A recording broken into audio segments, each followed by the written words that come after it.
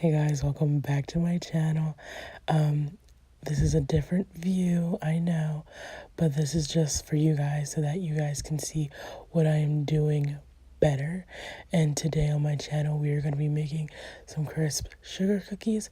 So what you want to do is you want to start off with 2 cups of white granulated sugar and a cup of butter or margarine. It just has to be soft so that you can cream it together.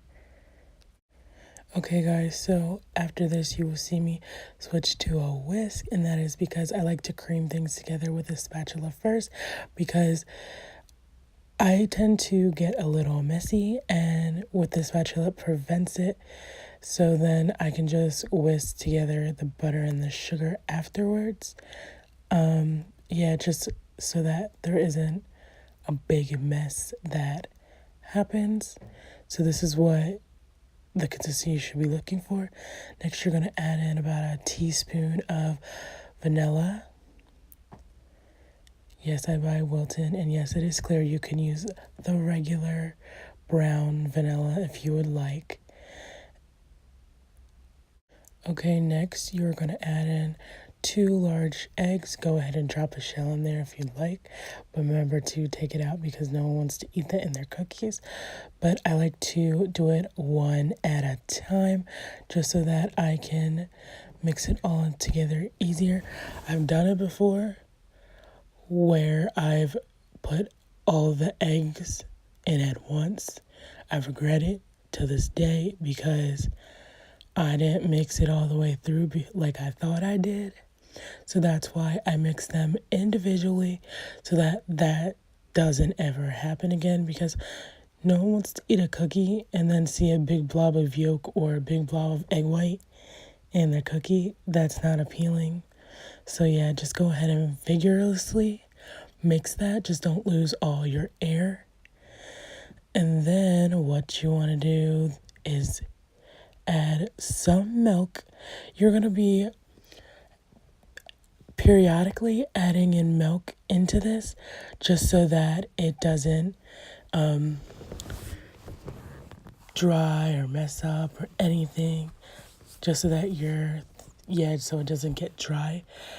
Then what I have in this bowl is 4 cups of flour, a teaspoon of baking soda, and half a teaspoon of salt.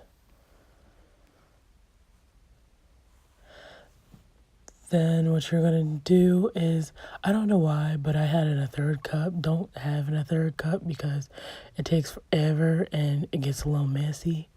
But I'm going to be adding each cup individually into my mixture, whisking that up. And then, yeah, I'm going to whisk it up. Okay, guys, I'm about to add in my 1/3 cup of the flour mixture. After the 2nd cup of flour goes in and I whisk that together, I go ahead and I switch back to my spatula, just, as you see here. And the reason being is because after you add in that 1/3 cup of flour, the mixture is going to be stiff because these are cookies. This isn't a cake batter where you can just use a whisk the whole time. And if you're using a stand mixture, you need to use a paddle attachment and not the balloon whisk, because let's face it, who really wants a a whisk when they're making like a dough? Like, it's really hard. So to be easier on me, because I don't have a dishwasher or anything, and when I go to clean my dishes, I like it to be easy and fast to get a good clean out of things. So yeah, I'll go ahead and I will save myself, and I will put in the elbow grease to use a spatula. It uses a lot of elbow grease. My arm was hurting. And again, I'm adding in probably about 2 tablespoons of milk. You're gonna need to add milk right now. It's not gonna really save your arm a lot, just a little bit so that it loosens it up.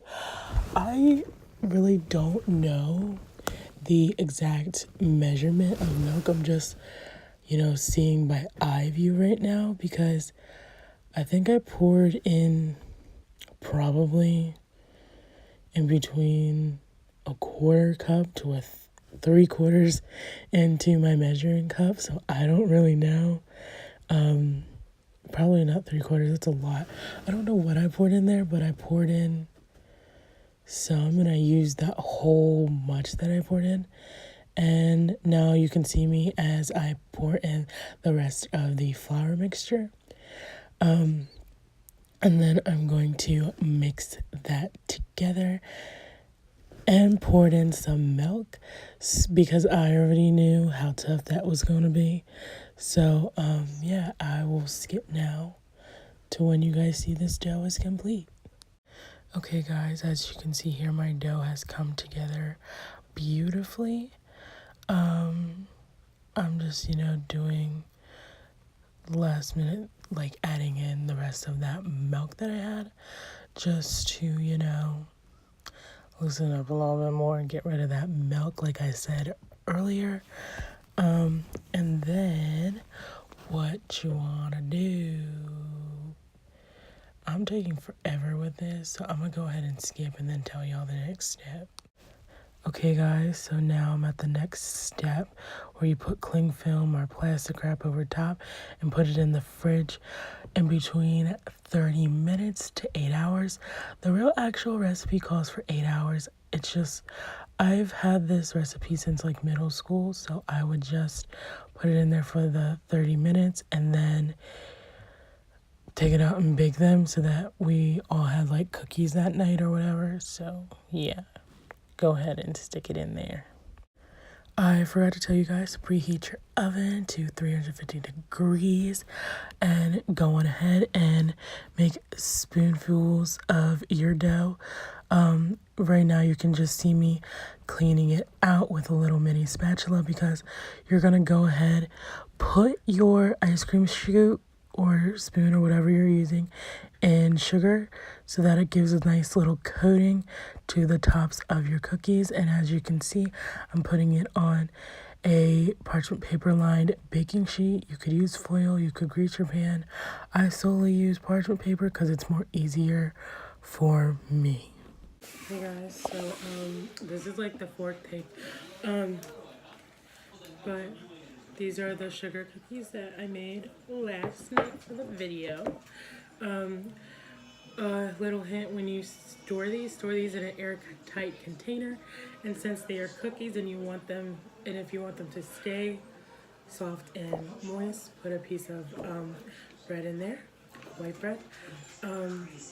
But yeah, I've tasted this already like 3 times to try and get the perfect angle with my camera and interruptions. But they're good. They're so good.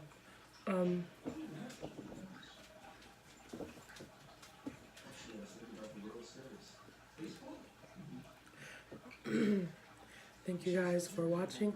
Remember to subscribe to my channel and like this video.